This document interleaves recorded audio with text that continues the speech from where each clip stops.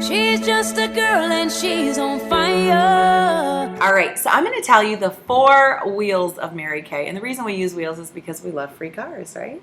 And how many wheels do you need to drive anywhere? 4. It doesn't matter if you have 3 amazing tires, brand new. If you've got one that's missing, you are going nowhere. In fact, it's better to have 4 not so great tires than 3 shiny, sparkly ones and 1 missing.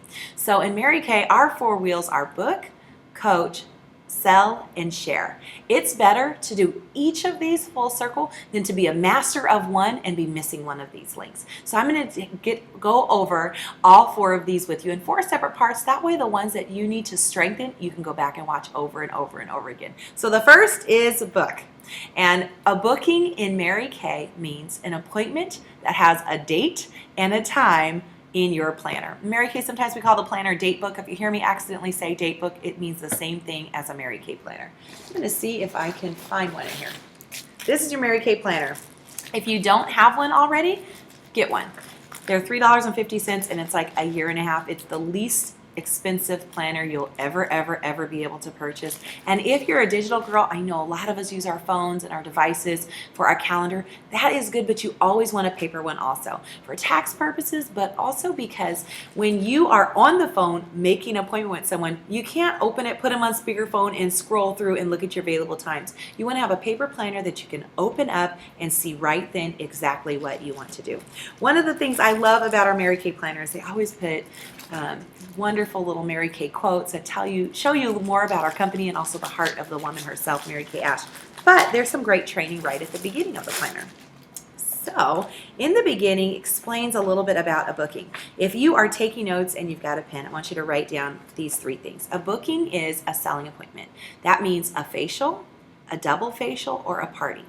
A facial is when you are sitting down with one person, you've got your flip chart there, she gets a Mary Kay experience, tries the products, and at the end, you let her do some shopping. A double facial is the exact same thing. It's just 2 people instead of 1. And a party means 3 or more. The only difference between those 3 type of appointments is how many people are sitting at the table with you. It's not a different script, different language.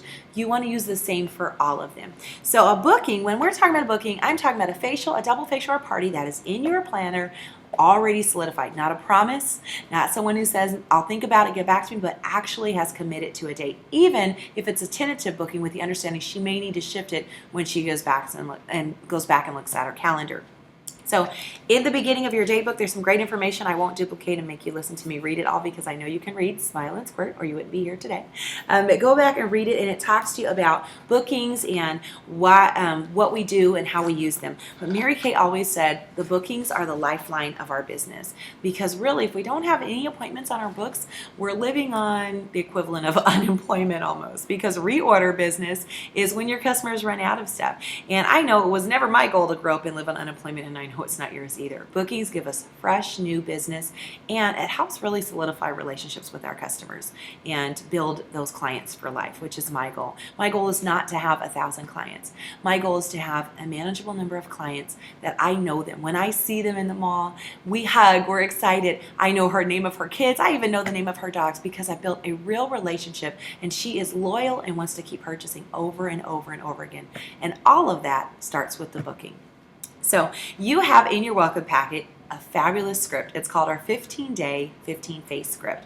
This script is built on 50 years of successful experiences in Mary Kay. I did not write this script. I was just smart enough to use it enough times to where now it really does sound like me. And I know when you first start Mary Kay, sometimes you'll read a dialogue, a script, and you'll say, that's not the words I use. That doesn't sound like me. Well, it doesn't sound like you until you practice enough, and it sounds like you. There's a phrase we use over and over in Mary Kay, especially in booking. You'll notice in the booking script, it says, is there any reason why you wouldn't help me out with my goal and let me give you a free facial? That phrase, is there any reason why, felt very foreign to me. In fact, I fought against it when I first started because I thought, I would never say that. So I would say, did you want to have a facial? And when they say no, the conversation's over. If I say, is there any reason why we couldn't get together? You'd let me borrow your face and give you a free facial. She says, no. I'm like, great. When do you want to do that? This week or next week? If she says, well, because I'm busy, I don't wear makeup, I don't have any money, I don't have any friends, that then gives me the opportunity to help her find a solution to the problem she just presented to me. If I just say, do you want to? And she says no, I don't know why she said no. The conversation's over and then we're kind of stuck. And so I really want you to practice using that phrase. Is there any reason why? Is there any reason why? Is there any reason why? Is there any reason why? It's powerful. In fact, I use it with my kids all the time. Is there any reason why I couldn't get you to do the dishes? No? Great. Let's get that done. Start using it. Use it with your husband. Use it in conversations. And then it starts to feel very comfortable and it starts to feel like you. There's another part of that script. It says, this week or next week, weekday or weekend, morning or afternoon. It gives a woman two options, and I really want to encourage you to use this part of the script also. There are some parts of it you can change, but this part of it is so important, and the is there any reason why part of it too. When you ask a woman, and she says, yeah, you can borrow my face, I'll do a facial, and you say, great, when did you want to do that? At that point, if you leave it open-ended, she's going through her mind and saying, okay, let me think. This week I've got, next week's the in-laws are coming. The week after we've got soccer, doctor's visits. You know, I don't know. I'll get back to you. She feels overwhelmed just trying to think about everything that's going on in her life for the next month. Whereas if I say, what's better for you? This week or next week? She knows. This week is busier. Next week is less busy. She can immediately pick one of those two options. If I say weekday or weekend, she knows. Weekends are usually busier or weekdays are usually busier. She can pick one. A woman doesn't want you to tell her what to do either. So you can't leave it open in like when is good for you, but you also can't say, okay, great, I'll see you Saturday at 10. She doesn't want to be pigeonholed. She's got her boss telling her what to do, her husband telling her what to do. Sometimes her kids are even telling her what to do. The last thing she wants is a Mary Kay lady telling her what to do, even if you're one of her close friends. So we want to give two options. She gets to maintain control. She gets to choose, but it's also very fast because at the beginning of the script, you say, do you have a minute? By asking her, do you have a minute? You really are letting her know this is going to be a quick interaction. And by saying this week or next week, weekday or weekend, morning or afternoon, 1 o'clock or 2 o'clock, your place or mine, you are cutting through all the lengthy parts of the conversation. And you're a woman of your word. You're keeping this conversation to just a couple minutes, and it makes all the difference. So let's talk about that first question. Do you have a minute? Even if this is someone you talk to all the time and you would normally just say, hey girl, how you doing? And get right into your conversation. I want to encourage you when it's a Mary Kay conversation, you say, hey CG, how you doing? Do you have a minute? And ask her that question before you tell her why you're calling. Because if I were so excited and say, oh my gosh, I'm so excited to start Mary Kay, and she says, wait, I don't have time right now. Can you call me later? What am I going to think? We're women. Here we go. We internalize everything. Oh, she doesn't like Mary Kay. She thinks I'm being pushy. She doesn't want to book a facial, blah, blah, blah, blah, blah. And what we didn't see is that the dog just vomited on our carpet and our kids like running around with no diaper on. We can't see that. Whereas if I say, hey girl, do you have a minute? And she says, no, I'll say, great. When's a good time to call you back? This afternoon, this evening. Call me back tonight. Okay, I'll do that. She doesn't know that I was calling about Mary Kay, so I can't take it personal. She doesn't even know what I was calling about. It allows me to cut through all the emotional drama that we play in our heads and go to the next step. So I hope you use that script. There's a lot of psychology built into it. If it's not your words, practice it. I used to have it taped on my bathroom mirror. And every day as I was brushing my teeth and doing my hair and doing my makeup, I would say, is there any reason why? And I would go through the whole thing over and over and over again. Practice, I don't believe practice makes perfect because I've never been perfect at anything. But I do believe practice makes permanent. It makes it a permanent habit. It helps me feel prepared. I have found the two best ways for me to build my confidence, and in turn, as I've trained my people to build their confidence, is to number one, prepare, and number two, practice. Preparing is what you're doing now, absorbing the information, taking the training. Practice is when you go out and you use it in the real world. So part of your preparation is going to be putting it on your bathroom mirror, rehearsing it. But then you've got to take it to the next level and practice it. A doctor, what does he call his business? A practice. An attorney, what does he call his business? A practice. Because they are actually live getting hands-on training right from the beginning, and you want to do that with your business. So the best way to get good at this after you've prepared is to go out there and use it. Call the people. Remember that list of skin? Those are the people you're going to call. Don't make any assumptions. Don't prejudge. Don't only call the people who you think are going to be an easy yes, because the people who don't wear makeup, are busy, all the other excuses we can make for their mind might surprise you. They might turn out to be your best customers just like mine have become.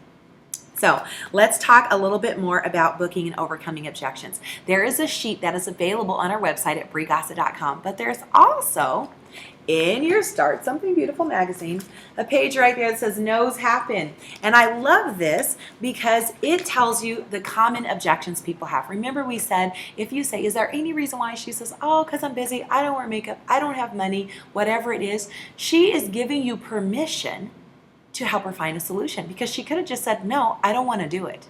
But instead she said, I'm busy. So then my response to that might be, totally understand how you feel. I have customers who have felt that way too. What they found is when we do these quick little appointments, even on your lunch break, they feel so relaxed and de-stressed, it actually becomes a good part of their day. Someone says, I don't have any money. Understand how you feel? Felt that way too. What I love is that the facial's totally free. You're under no obligation to buy anything. I just need the training. At the end, if you want to go shopping, I won't stop you, but there's no pressure to buy anything. When she gives you an objection, she's giving you permission to help her find a solution. Don't look at it as the end of the conversation. And you want to practice those. You want to get good. I know. I keep talking about my bathroom mirror, but I had a big bathroom with a big mirror. And so I had lots of stuff taped up in there. One of those was the objections. I would put, I don't have time, and then I would put right next to it what I would say in response to that. I love the feel, felt, found method. Feel, felt, found. I understand how you feel. I felt that way too. What I found was, because I'm able to identify and value her feelings. I'm able to empathize with her, and then I'm able to help her find a solution. Here's a trick with that though. Don't say you felt that way too if you never did. Before Mary Kay, I didn't wear makeup. I didn't have any money at that particular season of my life. I just had my son, so I took some time off to be a stay-at-home mom when my husband was in the military. We didn't have extra money for things like cosmetics that I would never wear. I didn't know any friends. I was very shy. So I could say to someone, I understand how you feel. I felt that way too. If you are the glamour queen before starting Mary Kay, and someone says, oh, you know what? I don't think that would be good for me. I don't wear any makeup. Don't say, I understand how you feel. I felt that way too. You say, I understand how you feel. I have a girlfriend who felt that way too. If it's not your story, there's somebody in our company who that is the story. So as you're at your events and on Voxer, make sure you're asking and learning about different people, because you'll be able to collect their stories and use those to empathize and identify people too. So I want you to practice when you hang this up. We're not on the phone. I want you to practice when you're done watching this video and do a few feel, felt, founds. Practice them, and then that way you're ready to go. In fact, I used to play a game with myself. I would pick up the phone to make calls to people for appointments, to book appointments. And I would say, okay, out of this group of women here, today I think I'm busy is going to win. I would try to get objections. And then I would make a little tally mark on the back of the card. Which one got the most objections? It was, I don't have any money. It was, I'm busy. So that I was looking forward to the objection and not afraid to get it. Instead of looking at it as like, oh, what am I going to say? It was, all right, I was ready for that one. I prepared for that one. I'm excited because I got to practice what I had prepared in the conversation. So don't be afraid or let that hold you back from making the calls. Be prepared, and then you can move forward with that. A booking is the first step to your business. Remember what Mary Kay say? Bookings are the lifeline of our business. One of the contests we have in place that I love, because I love being able to recognize you and celebrate you in front of your peers in our company, is our Book 10. Getting 10 selling appointments on your books for the current calendar month by the 5th of the month. That means if it was March, I would have 10 facials, double facials, or parties on my books for the month of March by the 5th of the month. And you just make sure you send the information. You'll get a flyer that'll tell you how to do that, but you just basically text or box me the information, and you get a gift every month that you do that. But half of your appointments will hold. Half of your appointments will not hold. And so with 10 on, only 5 will hold. So don't worry if you don't see 10 time slots in the next couple of weeks and you're like, oh my gosh, where am I going to do this? Half of them are going to reschedule anyway. So that allows you the opportunity to have 5 of them actually hold. So with that said, since half will hold, it means half won't hold. But my rule is always half will hold only if you coach them. So the next training you're going to get is all about coaching your appointments.